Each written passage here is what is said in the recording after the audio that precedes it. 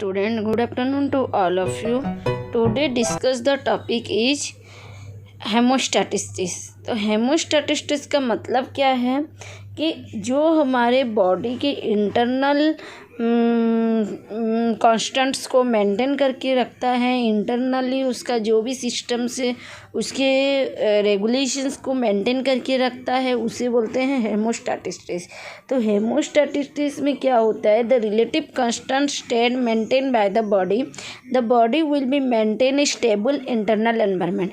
तो जो हमारे बॉडी की जो इंटरनल एनवायरनमेंट है उसको स्टेबली मेंटेन करके रखना प्रोसेस को बोलते हैं हेमोस्टैटिस्टिक्स। ठीक है, तो हेमोस्टैटिस्टिक्स में हमारे क्या होते हैं, जो body will be maintain to stable in a internal environment. इसका एक्चुअल डेफिनेशन है, it may be defined as a properties of the body that helps in maintaining a constant internal environment by the controlling many variables such as temperature and concentrations in different ion, so that all the cell or enzyme of the body can perform their functions very smoothly and keep the body in healthy state।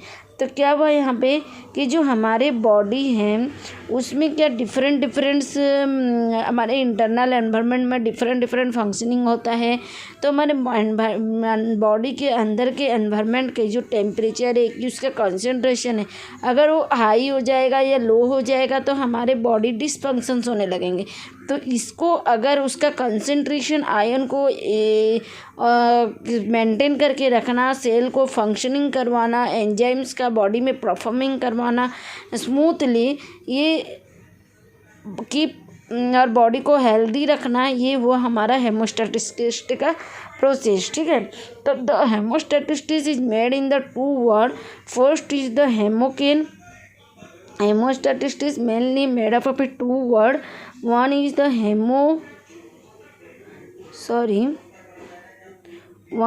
homeo, another one is the staticus। ठीक है, तो homeo का means हुआ unchanging करवाना, statistics means हुआ standing करवाना। तो जो हमारे अनचेंजिंग मतलब बॉडी के इंटरनल स्टैंडर्ड में जो भी चेंजिंग हो रहे हैं उसको चेंज नहीं करवा के स्टैंड पोजीशंस पे रखना, एक स्मूथली परफॉर्मेंस करवाना और उसका कंसंट्रेशन को, आयन को मेंटेन करके रखना, ये हेमोस्टैटिस्टिक्स का वर्क है और उसका मीनिंग है। ठीक है, तो हेमोस्टैटिस्टिक्स जो है ये एक छोटा सा टॉपिक है, ये मोस्टली एग्जाम में नहीं आते हैं और आने से सिर्फ इसके डेफिनेशंस या मैकेनिज्म के स्टेप पूछते हैं। तो मैं उसके बारे में और थोड़ा बता देती हूँ कि कंट्रोल्स ऑफ वेरिएबल्स, जो हमारे हेमोस्टैटिस्टिक्स हैं वो कौन से वेरिएबल्स को कंट्रोल्स करते हैं, कौन से वेरिएबल्स का स्मूथली फंक्शनिंग करवाते हैं।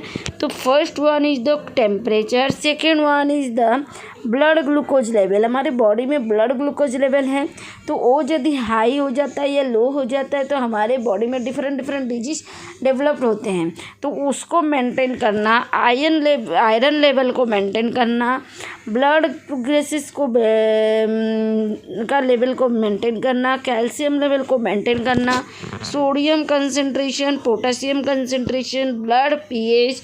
जो हमारे नॉर्मल ब्लड पीएच का रेंज क्या है, उसके रेंज से उसी रेंज में मेंटेन करना, फ्लूइड बैलेंस को मेंटेन करना, एनर्जी बैलेंस को मेंटेन करना, ये सभी होमोस्टैटिस्टिक्स का वर्क है। इन सभी को कंट्रोल करके मोर रेगुलेट्स करवाता है, अच्छे से उसको फंक्शनिंग करवाता है, स्मूथली फंक्शनिंग करवाता है। ठीक है, तो होमोस्टैटिस्टिक्स में हमारे बॉडी टेम्परेचर कितना होना चाहिए नॉर्मली, हमारा होमोस्टैटिस्टिक्स का मतलब हमारे बॉडी टेम्परेचर नॉर्मली 97 to 95 होता है। अगर इससे हाई होता है तो हम लोग बोलते हैं फीवर है, लेकिन अगर इस 97 से 95 के अंदर या उससे स्लाइट इंक्रीज होता है तो हम सोचते हैं नॉर्मल है बॉडी टेम्परेचर। ठीक है, अगर मोर होता है तो हम बोलते हैं फीवर हो गया है, लो होता है तो भी हमारे को कंफर्टेबल लगता है। तो हमारे बॉडी के टेम्परेचर मेंटेन करना मोस्ट इम्पोर्टेंट है। बॉडी में अगर टेम्परेचर हाई होता है तो हमें डिसफंक्शनिंग फीलिंग होती है और हमारे बॉडी में फीवर होती है, जिससे हमें वर्क करने के लिए एनर्जेटिक नहीं मिलती है। तो हेमोस्टैटिस्टिक्स का वर्क यही है कि हमारे बॉडी का टेम्परेचर को मेंटेन करके उसे स्मूथली रेगुलेट करना। हमारे बॉडी में जो न्यूट्रिएंट्स लेवल है, nutrients by the blood maintaining the ranges of nutrients in blood stream में जो न्यूट्रिएंट्स सब रहते हैं like water, glucose, nutrient, sodium, इन सभी को मेंटेन करके रखना, इन सभी को रेगुलेट्स करना स्मूथली, ये भी हेमोस्टैटिस्टिक्स का काम है। ठीक है, नेक्स्ट हम लोग देखते हैं कि हमारे बॉडी में जो नॉर्मल ग्लूकोज लेवल है वो कितना है। हमारे बॉडी के नॉर्मल ब्लड प्रेशर लेवल क्या है।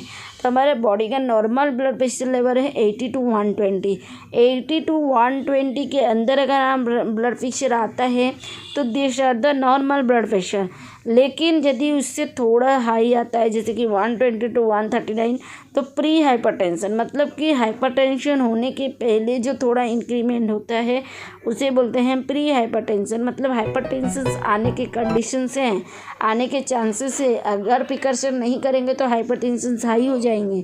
ठीक है, next stages is the one high blood pressure. High blood pressure हम लोग किसको बोलेंगे, 140 to 159 के अंदर अगर तुम्हारा बीपी रहता है तो उसका लेवल को बोलते हैं high blood pressure. Second stages में मोर हाई ब्लड प्रेशर किसको बोलते हैं, अगर 160 और उससे हाई होता है तो हम यदि उसको प्रिकॉशंस करेंगे और पहले जब थोड़ा सा हाई होता है उसी कंडीशन में हम लोग प्रिकॉशन लेंगे तो हमारे बीपी नॉर्मल हो सकता है। लेकिन अगर हम लोग प्रिकॉशंस नहीं लेंगे तो हमारे बीपी मोर इंक्रीजमेंट होने की चांसेस रहती हैं। तो ब्लड प्रेशर्स में जो हमारे 120 लेवल है, these are the systolic and 80 is the diastolic pressures. तो इन सभी को मेंटेन करके रखना हेमोस्टैटिस्टिक्स का काम है। स्मूथली रेगुलेट कराना हेमोस्टैटिस्टिक्स का काम है। अगर हेमोस्टैटिस्टिक्स ठीक से काम नहीं करेगा तो हमारे बॉडी डिसफंक्शनिंग होने लगेंगे। ठीक है, set the point, next point is the normal range in body tries to stay with in the body can changes the set point. तो हमारे बॉडी में क्या होता है कि ग्लूकोज लेवल है तो उन हमारे बॉडी में जो ब्लड प्रेशर लेवल है उन ब्लड प्रेशर लेवल को मेंटेन करके यदि नहीं रखते हैं तो हमारे बॉडी के शेप भी चेंजेस हो जाते हैं। हमारे बॉडी वो डिसफंक्शनिंग करने लगते हैं। हमारे बॉडी के वर्क सही से नहीं होते हैं, मेटाबॉलिज्म सही से नहीं होते हैं। मेटाबॉलिज्म सही से नहीं होने के कारण हमारे बॉडी में जो शेप है वो बहुत ज़्यादा मतलब मोटे हो जाते हैं या लो होने से पतले हो जाएंगे। इस तरीके का डिसफंक्शनिंग दिखाई देती है, शेप में चेंजेस आने लगती है, बॉडी वर्क करना कम कर देती है, एनर्जी प्रोवाइड नहीं मिल पाती है अच्छे से। तो हमारे बॉडी में blood pressure most important role करता है। अगर बीपी हाई होता है तो माइंड में टेंशन चलती रहती है, टेंशन चलने से हम कुछ भी उटपटांग काम करने लगते हैं। तो इन सभी को मेंटेन करके रखना हमारे बॉडी के लिए बहुत इम्पोर्टेंट है। नेक्स्ट हम लोग देखते हैं कि जो हमारे बॉडी में मैं अभी पहले बता चुकी हूँ कि सिस्टोलिक प्रेशर हम किसको बोलेंगे, जो हमारे बॉडी के ऊपर साइड में रहते, मतलब 120 हम लोग जैसे बोले कि 80 to 120, तो this 120 is the systolic and 80 is the diastolic. ठीक है, next is the this one is the हमारे बॉडी के ऑर्गन। हमारे बॉडी में ऑर्गन सभी किस तरीके से वर्क करते हैं और उनका डिसफंक्शंस होता है तो क्या होता है। ठीक है, तो what happen when the homeostasis imbalance occurs और write note in the homeostasis imbalance. अगर हमारे बॉडी में हेमोस्टैटिस्टिक्स का इम्बैलेंस होने लगेगा तो हमारे बॉडी में क्या क्या डिजीज ऑकर हो सकते हैं, क्या प्रॉब्लम क्रिएट हो सकता है। तो homeostasis imbalance is defined as the inability of the body to maintain the hemostasis which finally result into disease or death। अगर हमारे बॉडी में हेमोस्टैटिस्टिक्स इम्बैलेंस होने लगेगी तो हमारे बॉडी के जो भी मेंटेनेंस है वो इनएबिलिटी होने लगेगी, मतलब मेंटेनेंस नहीं हो पाएगी और फाइनली कुछ डिजीज रिजल्ट होंगे या डेथ हो जाएंगे। अगर ऐसा डिजीज सब होंगे जो कि हमारे सीवियरिटी डिजीज होंगे तो उसमें से डेथ भी हो जाएंगे, या फिर बहुत सारे ऐसे डिजीज होंगे जिससे कि हम सालों साल तक सफरिंग करते हैं मेडिसिन के जो दौरान। ठीक है, नेक्स्ट इज द कि हमारे बेस्ट एग्जांपल है हेमोस्टैटिस्टिस का कि डायबिटीज मिलिटस। डायबिटीज मिलिटस एक ऐसा डिजीज है जिससे कि हमारे बॉडी में नॉर्मली फंक्शनिंग नहीं हो पाता है, हमारे बॉडी का ग्लूकोज लेवल इंक्रीज हो जाता है। ग्लूकोज कहाँ पे सिक्रेशन होता है, हमारे बॉडी में जो इंसुलिन है, beta cell secretions, beta cell islet, वहाँ पे हमारे बॉडी के इंसुलिन सिक्रेशंस होते हैं। अगर इंसुलिन सही से ठीक सिक्रेशंस नहीं होगा, इंसुलिन का यदि सिक्रेशंस मोर या लो होगा तब हमारे डायबिटीज़ डिजीज ऑकरिंग होते हैं। बॉडी में इंसुलिन लेवल यदि हाई होता है तो हाइपर डायबिटीज़, लो होता है तो डायबिटीज़ होता है। तो इन जो बॉडी के इंसुलिन सिक्रेशंस का डिसफंक्शनिंग होना, तो हमारे बॉडी में क्या होता है, डायबिटीज़ डिजीज होता है, क्योंकि हमारे बॉडी में ग्लूकोज लेवल का इंक्रीज हो जाता है। अगर इंसुलिन सिक्रेशंस लेस अमाउंट में होगा तो हमारे बॉडी में ग्लूकोज डिपॉजिट होते रहता है ब्लड स्ट्रीम में, और उससे क्या होता है, हमारे बॉडी का ग्लूकोज लेवल हाई हो जाता है, और जिससे ब्लड ग्लूकोज लेवल हाई हो जाने की वजह से हमें डायबिटीज़ डिजीज होता है। उससे भी हमारे सीवियरिटी डिजीज अकर होते हैं, हमें एनर्जेटिक नहीं मिलता है, हमारे मेटाबॉलिज्म प्रोसेस सही से नहीं होती है, हमारी बॉडी डिसफंक्शनिंग करने लगती है, सेवरल डिजीज अकरिंग होते हैं। Here the blood sugar is unable to functioning because the beta cell of the pancreatic islet are destroyed and cannot produce the necessary insulin. The blood sugar rises in the conditions is known as the hyperglycemia. और अगर हमारे body में insulin secretions मोर होंगे, मतलब insulin secretions produce नहीं होंगे तो क्या होगा, हमारे जितना ज़रूरत है उतना यदि प्रोड्यूस नहीं होंगे इंसुलिन के बीटा सेल्स को, यदि मतलब हमारे क्या होता है पैनक्रेटिक सेल का जो बीटा सेल है वो ही डिस्ट्रॉय हो जाएगा, तो इंसुलिन सेक्रेशंस कहाँ होगा।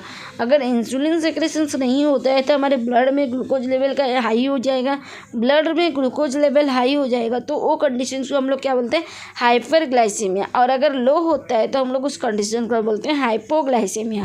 ठीक है, नेक्स्ट हम लोग देखते हैं, हम लोग ये तो जान गए कि हमारे बॉडी में किस यदि इम्बैलेंस होता है हेमोस्टैटिस्टिस तो उसका क्या रिजल्ट आएगा। ठीक है, अब हम लोग देखते हैं कि हमारे बॉडी में हेमोस्टैटिस्टिस का मेकानिज्म किस तरीके से होता है। तो पहले मेकानिज्म के पहले हम लोग एक कंपैरिजन करना चाहती हूँ मैं, हमारे जो फिश टैंक है, फिश टैंक के साथ बॉडी को कंपैरिजन करती हूँ। तो फिश टैंक में क्या होता है, जैसे हमारे फिश टैंक में फिश को रखा जाता है तो वहाँ पे क्या होता है, fish tank comparison to the body, तो उसमें क्या होगा कि जो वाटर है, वाटर हमारा बॉडी के इंटरनल ऑर्गन के साथ, इंटरनल एनवायरनमेंट के साथ कंपैरिजन करेंगे वाटर को, और हमारा ग्लास जो है उसको स्किन बैरियर के साथ कंपैरिजन करेंगे।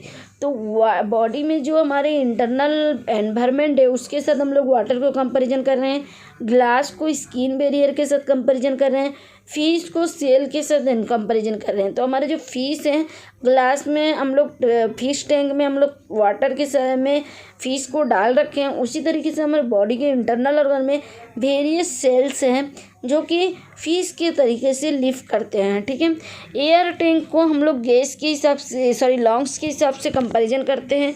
हमारे बॉडी का जो एयर टैंक है वो हमारे लंग्स के जैसे काम करता है। लंग्स जिस तरीके से हमारे बॉडी में एयर इनहेलेशन एंड एक्सहेलेशंस करता है, उसी तरीके से एयर टैंक में भी फिश लोगों को, फिश सभी को एयर्स पहुंचाने के लिए, ये एयर बाहर निकालने के लिए हेल्प करता है।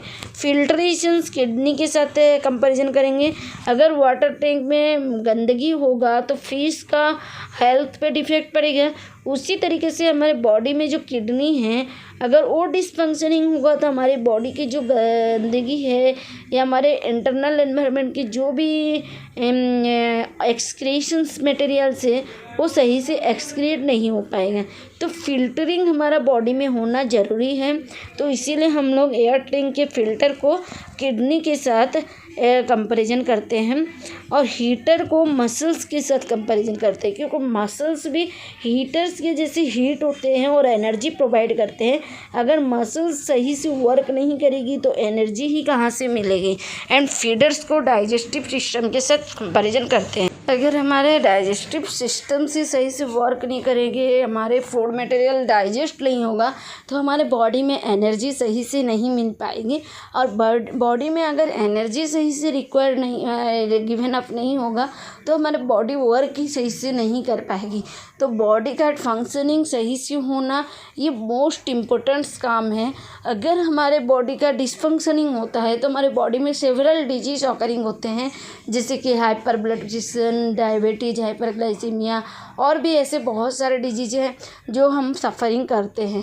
तो इसीलिए हेमोस्टैटिस्टिक्स का मेन रोल यही है कि हमारे बॉडी की जो भी इंटरनल एनवायरनमेंट है उसे स्मूथली रेगुलेट करवाना, स्मूथली फंक्शनिंग करवाना उसका मेन वर्क है। ठीक है, तो इसका मेकानिज्म मेनली 4 स्टेप में गिवन अप होता है। 1 is the regulations of the water को रेगुलेशंस करवाना, एसिड बेस को बैलेंस करवाना, ठीक है, इलेक्ट्रोलाइटिक रेगुलेशंस करवाना एंड टेम्परेचर रेगुलेशंस करवाना। तो वाटर रेगुलेशंस करवाना, हमारे बॉडी का जो नॉर्मल वाटर परसेंटेज है कि 92% मैक्सिमम वाटर होना चाहिए हमारे बॉडी में, अगर वो सही से रेगुलेट नहीं होगा, हम लोग सही से वाटर इनटेक नहीं करेंगे तो बॉडी में क्या होगा, एसिडिटी का लेवल इंक्रीज हो जाएगा, बॉडी में हाइपर एसिडिटी सिक्रेशंस हो जाएगा। तो हमारे बॉडी में जो एसिड लेवल है वो हाई हो जाएगा और बेस लेवल लो हो जाएगा। तो एसिड लेवल हाई हो जाने की वजह से हमारे बॉडी बहुत सारे डिजीज से सफरिंग करेंगे, ठीक है, और हमारे बॉडी का बैलेंस सही से नहीं हो पाएगा।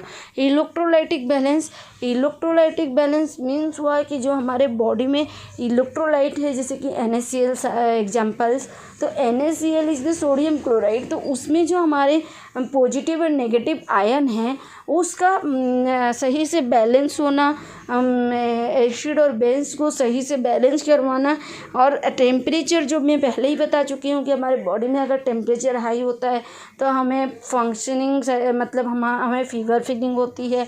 तो जो बॉडी का टेम्परेचर है वो नॉर्मल रहना ज़रूरी है।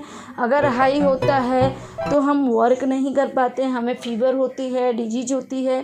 तो इसीलिए homeostasis is the main role for the body to maintaining the internal environment, to protect the to smoothly regulate the body temperature, water, electrolyte balance, pH, acidity, acid base etc. तो इन सभी को smoothly regulate करवाने के लिए इनका main work है, main role है हेमोस्टैटिस्टिक्स का। ठीक है, thank you for watching, all the best. अगर कोई भी और ऐसे ही डाउट हो तो मुझे कमेंट बॉक्स पे प्लीज़ कमेंट करिए ताकि मैं आपके लिए और ज़्यादा से ज़्यादा वीडियो ला सकूं। Thank you for watching.